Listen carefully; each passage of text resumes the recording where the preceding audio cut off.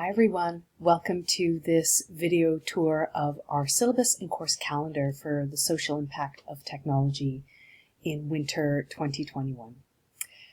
Let's jump right on in. I wanted to take you on a tour of our syllabus and calendar just because profs like to imagine their courses in a variety of ways. So what you might have been accustomed to in other courses may not be what I'm doing in this course. So I thought it would be nice to invite you to take this tour and walk through the setup for our class this semester.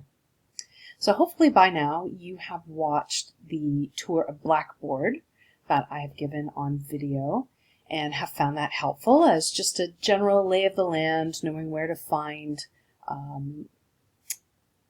kind of where assignments are and where to find information and assistance.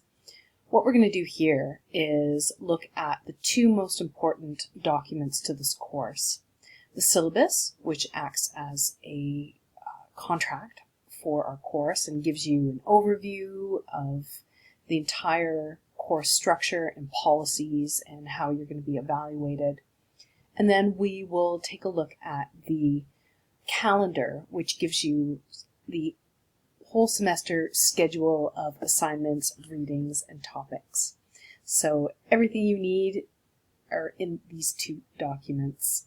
So make sure that you print them off for your records, or at the very least, pop them in a safe folder on your computer so that you have it in the future and at hand. Excuse me one second. There we go. Get my voice ready to go.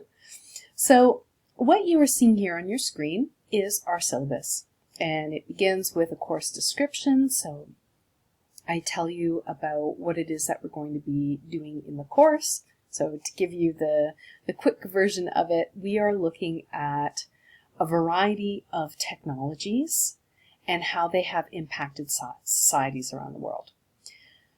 We are going to do this by looking at social, political, psychological, and philosophical impacts of a number of selected technologies and innovations. And I say a number of it because largely your interest is going to be what drives our focus. So I'll give some kind of overviews and examples of how the theories that we're learning in the class apply to specific technologies. But later on in the semester, when you're working on your research project, you are going to be the one choosing a technology, a social issue, and a place. And you're going to be sharing with the class what the results of your research project will be. So the course description is here. There's a list of learning outcomes. These are the things that you will be achieving by the end of the class. On the next page, I tell you a little bit about the course resources that we are using. So happy of happies, there's no textbook for this class. I will be providing all of the reading that you need, and we're going to be drawing from a variety of sources. So rather than kind of benching you with the cost of buying a mountain of textbooks in order to keep up as we dip into economics and sociology and philosophy, I'm just going to supply some of the things that we will need in this course. So you're welcome. In terms of reference material, we're going to be using a lot of broadcast information, so from TV, radio, podcasts.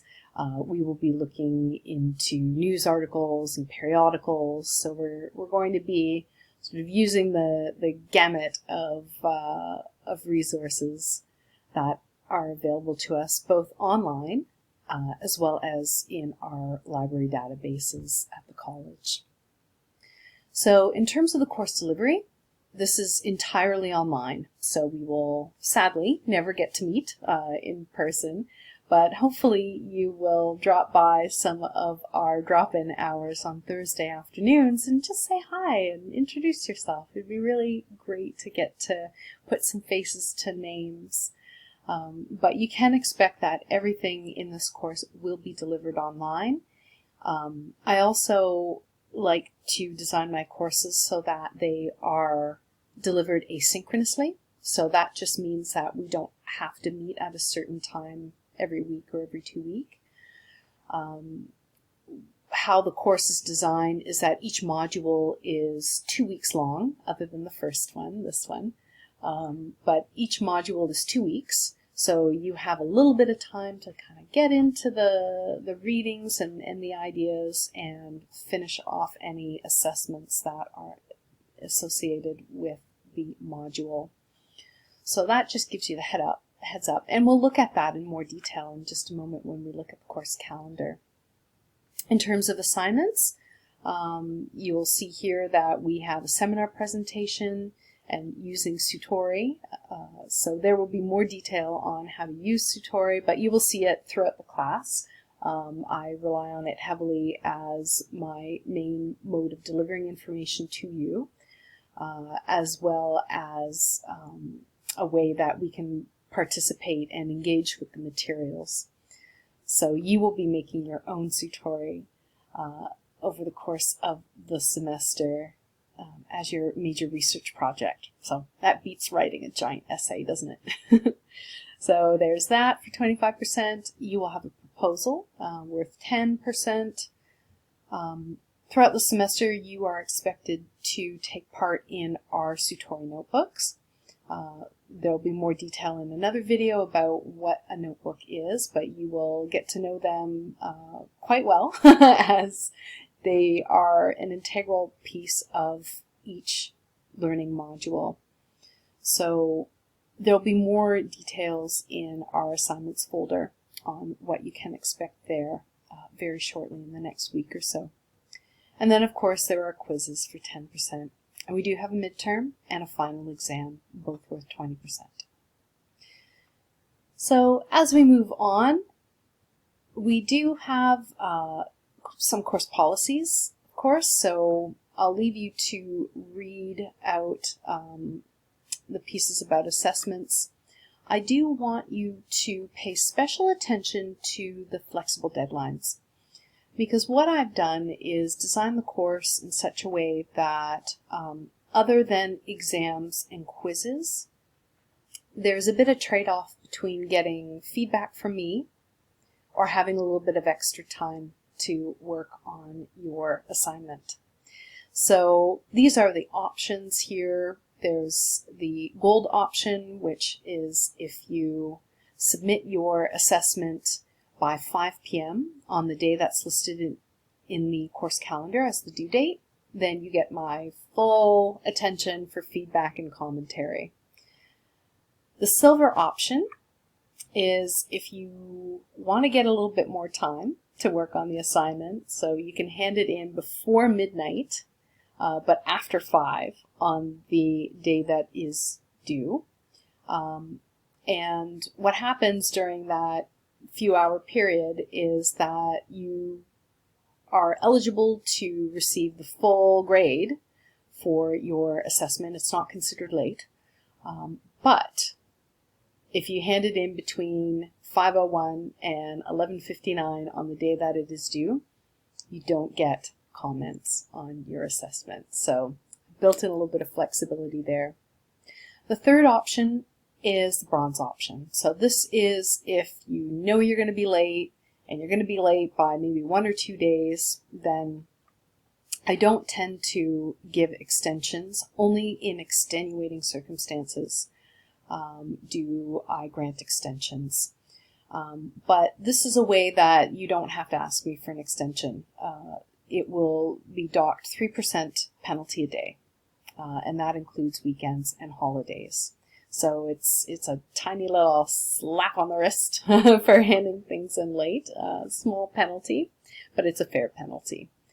Especially considering the fact that I tend to post my assignment instructions extremely early, so you can start by week 2 or week 3, getting started on your major assessments. So that is there for you to know. Another important feature that I want to make you aware of while I have your attention is that there are no makeup privileges for missed work. So if you miss an assignment, you miss it. There's no makeup privileges. The rest of the information, of course, are things that look at, governing communication. So what you can expect in terms of when you email me and how long that takes. And then there are other policies and procedures. So things like plagiarism, avoiding plagiarism, of course, not committing the plagiarism. And there are lots of references and resources for you to get a handle on those sorts of policies and procedures as you read through. Of course, if you are a student with accessibility issues, please contact Student Services and talk to one of the learning strategists there who can get you plugged into all sorts of really helpful and necessary learning supports for you. And what happens, your professors receive what's called a letter of accommodation, and that just tells us how it is that we can best help you and support your learning. So, but in order to be eligible for that, you do need to contact Student Services. So I've included the link there for you. And then there's some information about students and academic success. So the Writing Center, there's a Language Help Center, as well as academic help. So that is our syllabus. Let's hop on over to our course calendar, because there are a few features that are different from other classes that you may have taken, and I just want to draw your attention to what these look like. So this calendar is an overview of our entire semester, and unless something completely dreadful happens, which I hope it does not, I'm going to superstitiously knock wood here, these due dates are written in stone. You can put them into your calendar or however it is that you organize your time, and these are firm deadlines. So what you can see here is that other than the first module here, each module is 2 weeks long and will typically contain some sort of assessment. So the way that the due date is recorded here is something that I want you to pay special attention to. So you can see here in the week commencing February 1st, which is technically week 3, there is a quiz.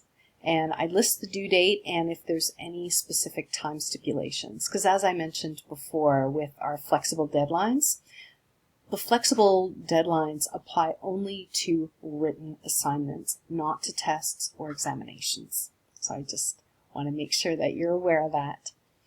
And you can see the reminder about the timing placed there. And as we move throughout the semester, you will see different due dates have different assessments attached to them.